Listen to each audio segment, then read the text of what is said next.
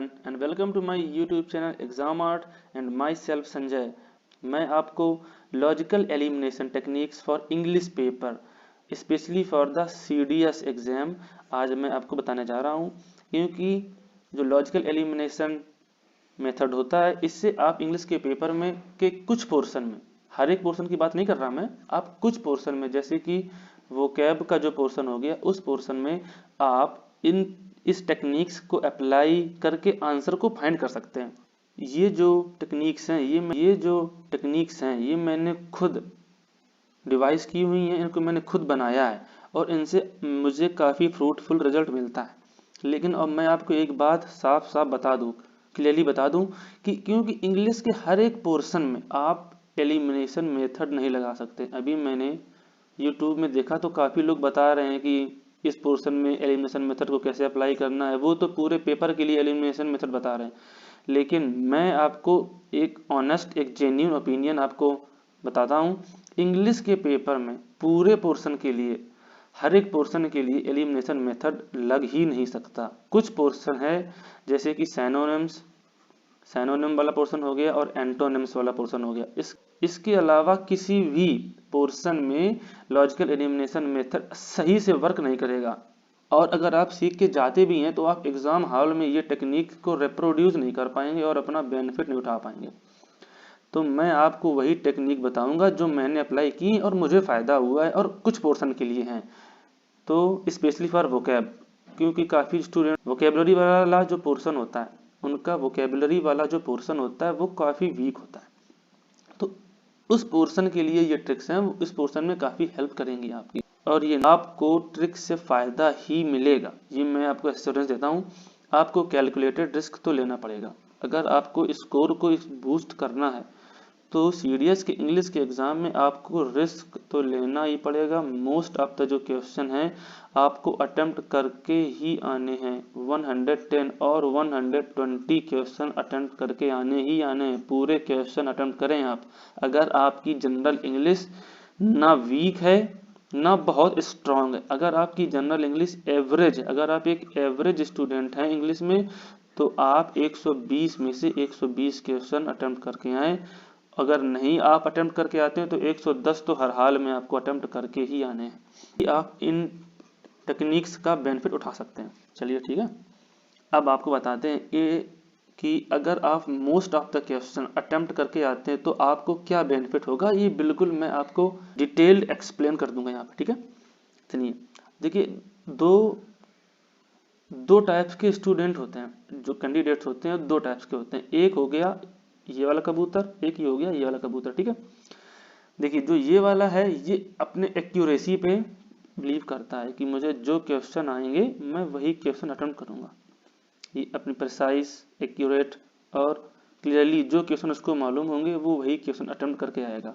अब इंग्लिश के पेपर में जो मोस्ट ऑफ द जो क्वेश्चन आपको आते हैं, मैक्सिमम जो क्वेश्चन आपको आएंगे वो 85 से 90 मैक्सिमम, जब आप बहुत ही अच्छे स्टूडेंट हैं, ब्रिलियंट, क्वाइट ब्रिलियंट स्टूडेंट हैं, तभी आपके इतने 80 से 90 क्वेश्चन आप, या 85 से 90 क्वेश्चन आप वन गो में एक्यूरेटली सही कर सकते हैं।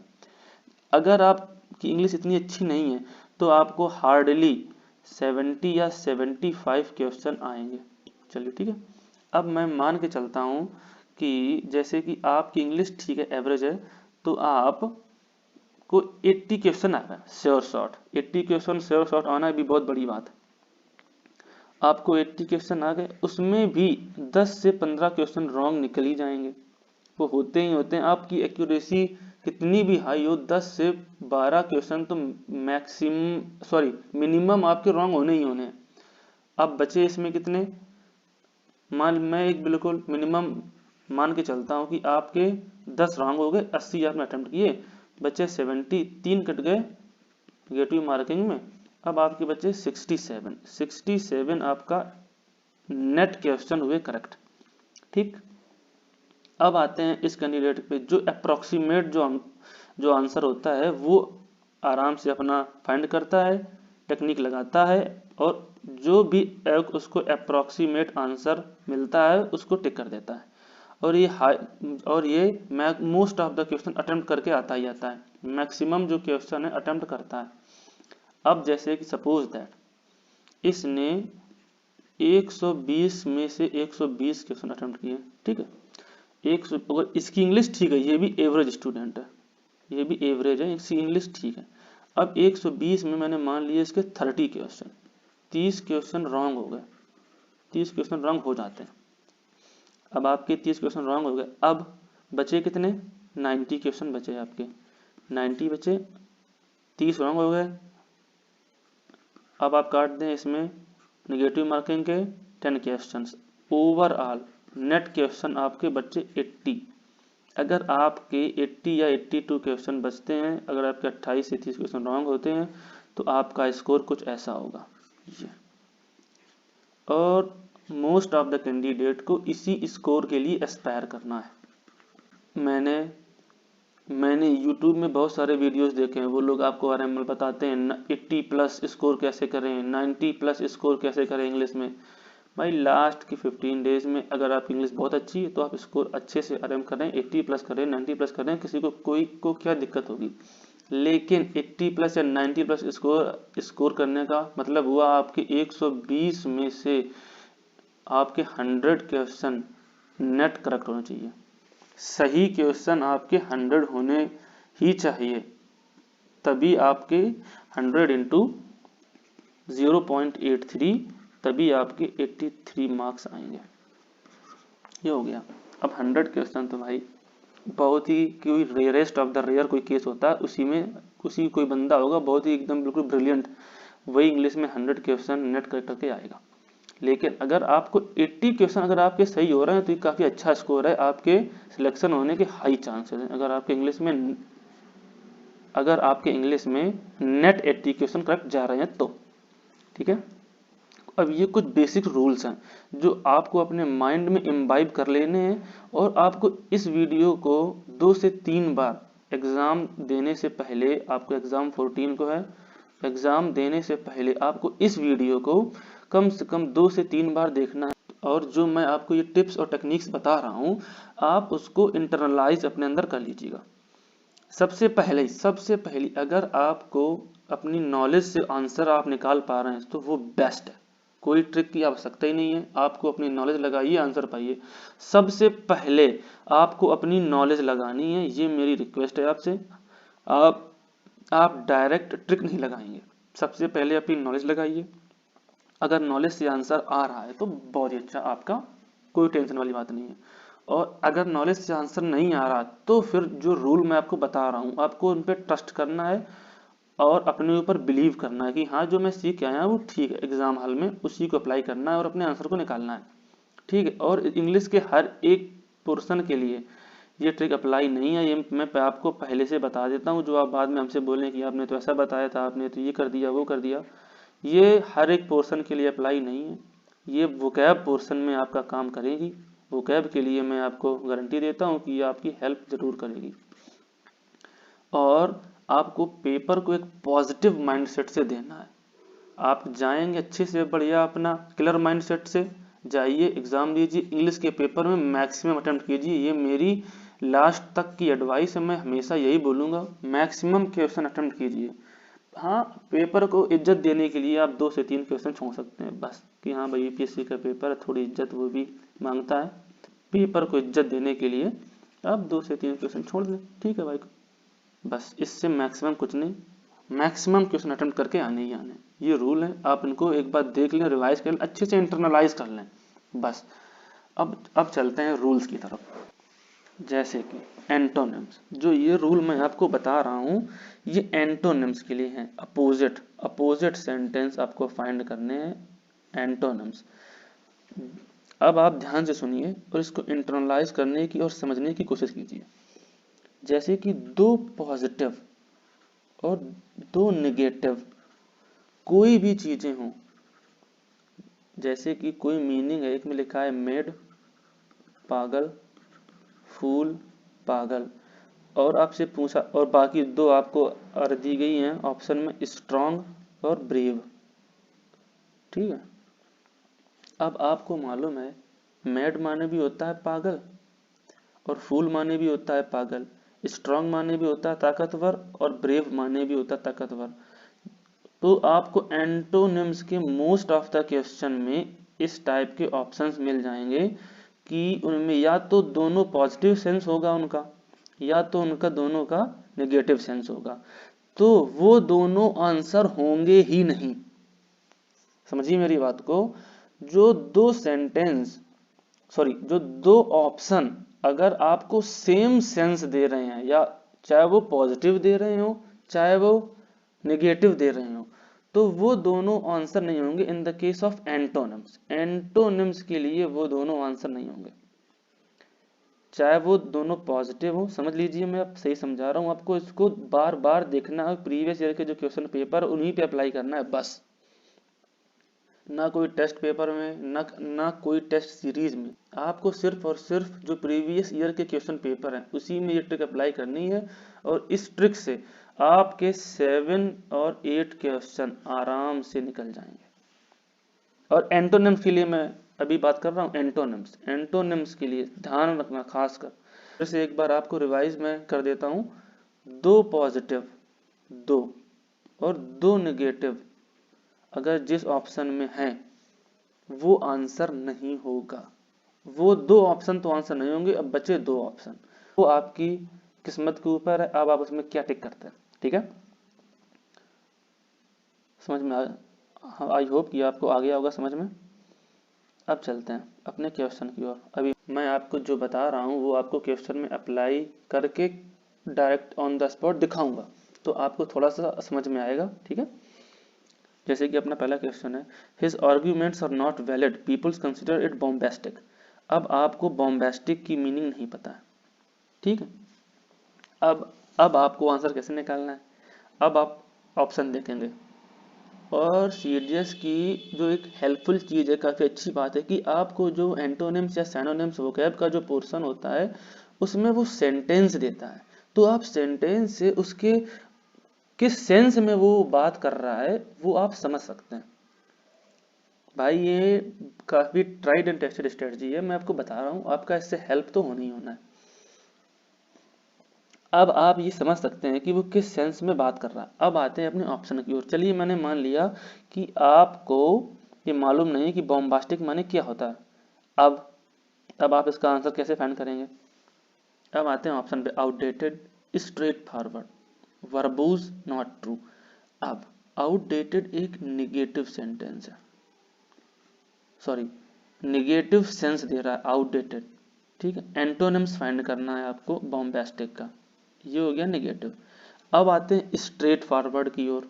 चलो, आप समझ नहीं पा रहे हैं कि स्ट्रेट फॉरवर्ड पॉजिटिव है या नेगेटिव। अब आते हैं नॉट ट्रू। नॉट ट्रू ये भी एक नेगेटिव है, ठीक, ये भी नेगेटिव है। अब आउटडेटेड और नॉट ट्रू तो आंसर नहीं होंगे, ये दोनों हर हाल में आंसर नहीं होंगे, क्योंकि ये दोनों सेम सेंस की बातें कर रहे हैं। ये सेम, मतलब आप ये बोल सकते हैं ये सेम स्टैंडर्ड के हैं। जो चीज सेम स्टैंडर्ड की होती है या सेम सेंस की बात करती है, वो दो ही एक ही क्वेश्चन में वो 2 ऑप्शन आंसर नहीं होंगे। अब बचे आपके दो ऑप्शन, एक हो गया वर्बोस, एक हो गया स्ट्रेट फॉरवर्ड। अब आप इनमें से अपनी नॉलेज लगाइए और टिक कीजिए, वो वर्बोस राइट आंसर। अभी आपको थोड़ा सा कम समझ में आया होगा, चलिए आगे बढ़ते हैं। आप इसको इंटरनलाइज तभी कर पाएंगे जब आप इनको प्रीवियस ईयर के जो क्वेश्चंस पेपर हैं उनमें आप अप्लाई करके देखेंगे। बस मैं इतना एम्फेसिस करके इसलिए बोल रहा हूँ क्योंकि ये ट्रिक काम करती है। अगर आपका वोकेबलरी वीक है तो आप इस ट्रिक को सीख लीजिए। आप बोथ सैनोनिम्स और एंटोनिम्स में 7 से 8 क्वेश्चन राइट मार्क के आएंगे, आपको वोकैब से डर नहीं लगेगा। बस मेरा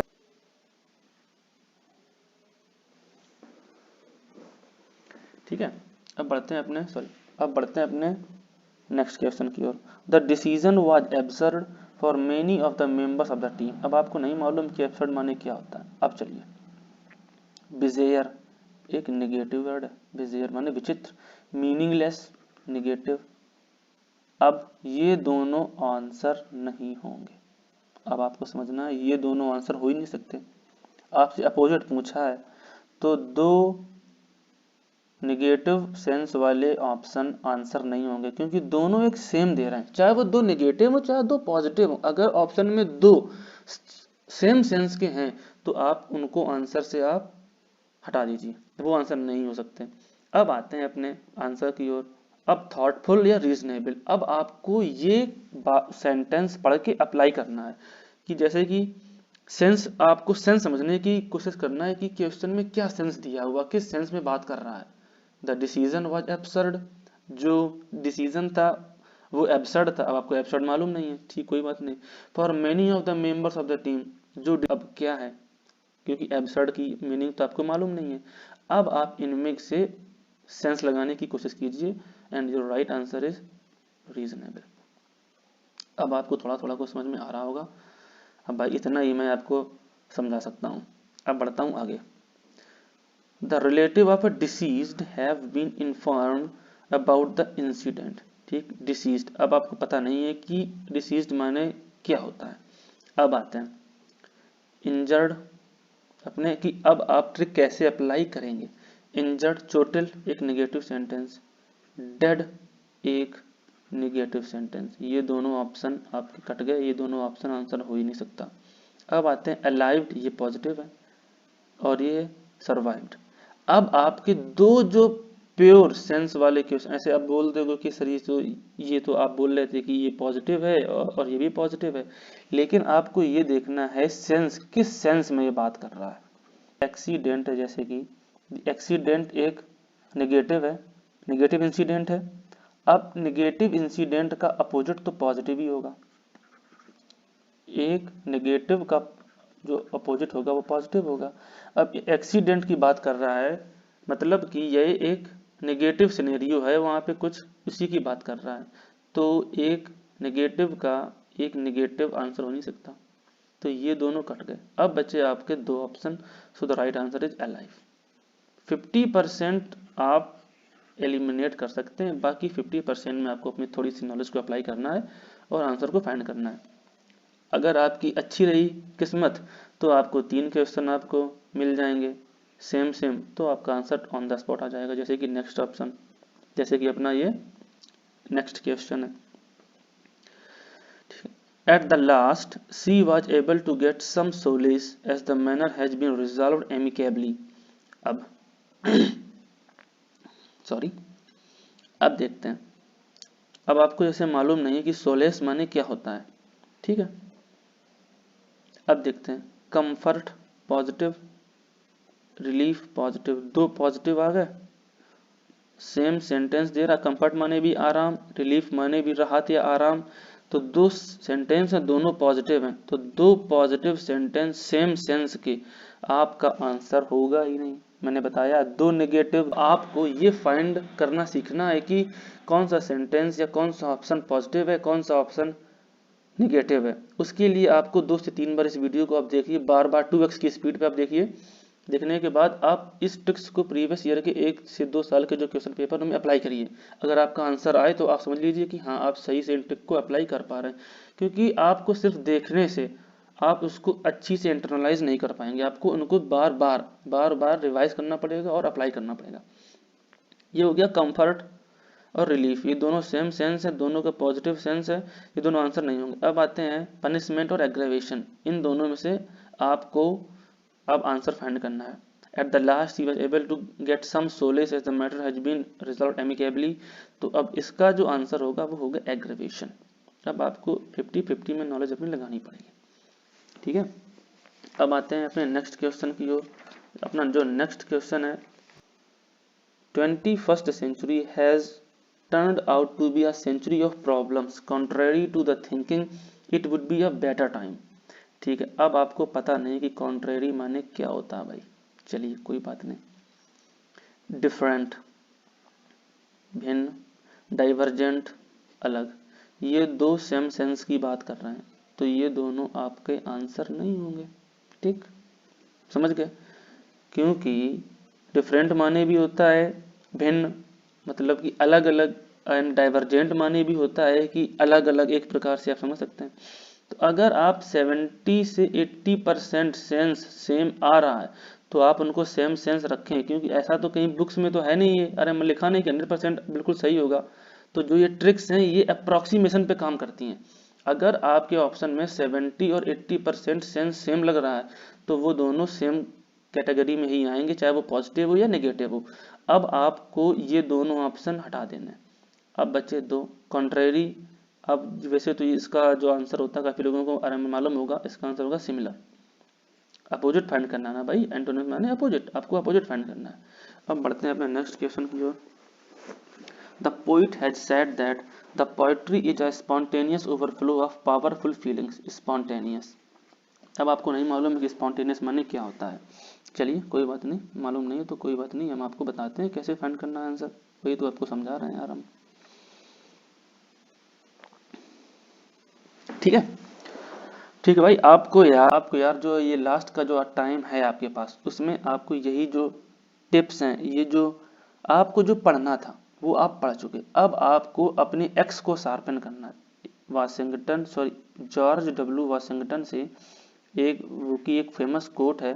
वो कहते हैं अगर मुझको एक पेड़ काटने को बोला जाए और मुझको 6 आवर का टाइम दिया जाए तो 6 आवर में 4 घंटे तो मैं अपनी कुल्हाड़ी को शार्प करूंगा और लास्ट के जो 2 आवर होंगे उसमें पेड़ को काट दूंगा।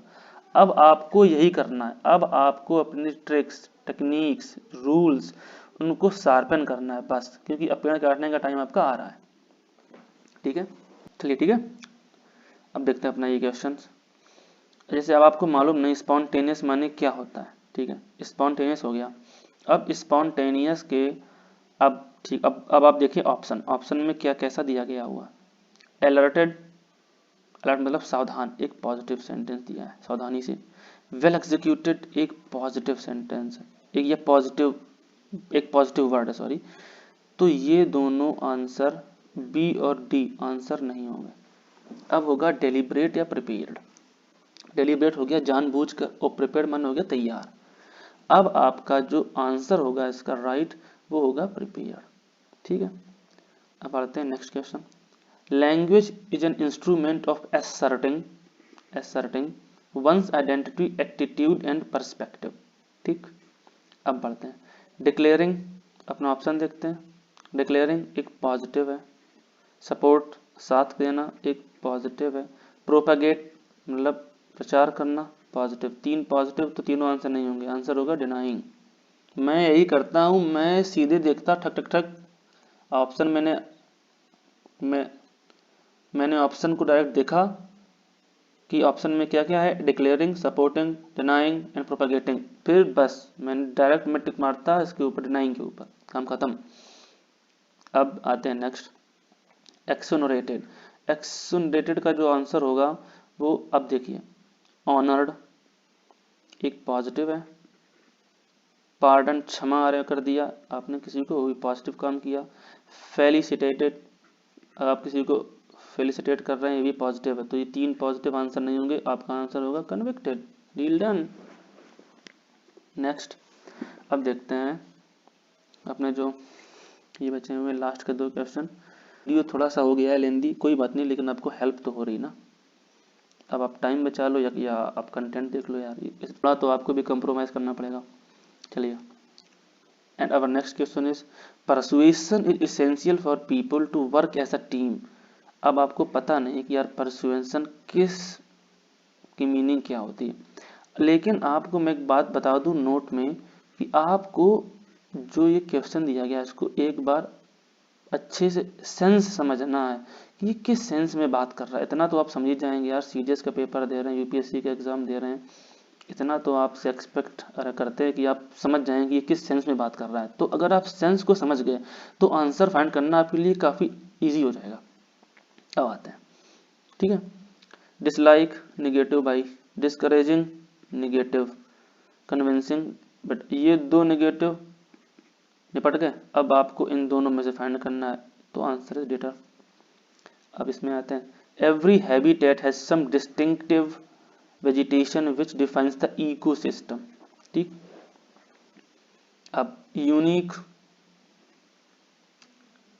चलिए इसको मान लेते हैं कि ये पॉजिटिव सेंटेंस है। विचित्र, यूनिक मान होता है विचित्र, इस पॉजिटिव मान लीजिए, आपको नेगेटिव मानना, जो मानना वो मान लीजिए, ठीक। स्पेशल, ये भी पॉजिटिव सेंटेंस भाई। ये दोनों सेम सेंस है कि कोई चीज़ यूनिक या कोई चीज़ स्पेशल। जो चीज़ यूनिक होगी वो ऑटोमेटिकली स्पेशल होगी। ये सेंटेंस हो गया जनरलाइज्ड कोरिलेटेड। ये जो सेंटेंस, ये जीएस वाली जो ऑप्शन है, सॉरी जो जीएस वाला जो पेपर है, जीएस वाले पेपर में मैं आपको और अच्छे से बारे में समझाऊंगा कि ये ट्रिक्स कैसे काम करती है। क्योंकि जीएस के जो पोर्शन है उसमें तो आपको ट्रिक्स आप हर एक क्वेश्चन में अप्लाई कर सकते हैं अगर आपने सही से सीख ली है तो ये हो गया जैसे कि यूनिक और स्पेशल। यूनिक माने भी होता है कुछ खास, स्पेशल माने होता है कुछ खास। दोनों सेम सेंस की बात कर रहे हैं, दोनों आंसर नहीं होंगे, ठीक। अब देखते हैं अपने दो ऑप्शन, एक बचा कॉमन, एक बचा unfamiliar. So the right answer is common. अब आपको ये फाइंड करना है, डिस्टिंक्टिव माने होता है भिन्न, तो कॉमन माने होता है समान। चलिए जो सिनोनिम्स की ट्रिक है वो भी मैं आपको डाल दूंगा नेक्स्ट वीडियो में। और मैंने एक वीडियो आपको अरे में दे रखी है, कौन सा पोर्शन आपको पहले अटेम्प्ट करना है और किस पोर्शन को कितना अमाउंट ऑफ टाइम देना है, वो वाला वीडियो आप देख लें। वीडियो का लिंक हम डिस्क्रिप्शन में डाल देंगे, आप जाकर के देख लें। उस वीडियो से और इस वीडियो से, ये दोनों वीडियो आपको देखने हैं और इंग्लिश में आप अच्छा स्कोर करके आएंगे अगर आप सारी ट्रिक्स अप्लाई करते हैं। This is assurance of exam art. भाई फायदा होगा आपको, चाहे आप एग्जाम दे करके आइए या फिर मुझे बताइए कि फायदा हुआ या नहीं हुआ। चलिए ठीक है, आपको वो वाला भी वीडियो देखना है और ये वाला भी वीडियो देखना है, मैं उस वीडियो का जो लिंक है डिस्क्रिप्शन में डाल दूंगा। और यार चैनल को प्लीज़ लाइक करो, सब्सक्राइब करो और शेयर करो।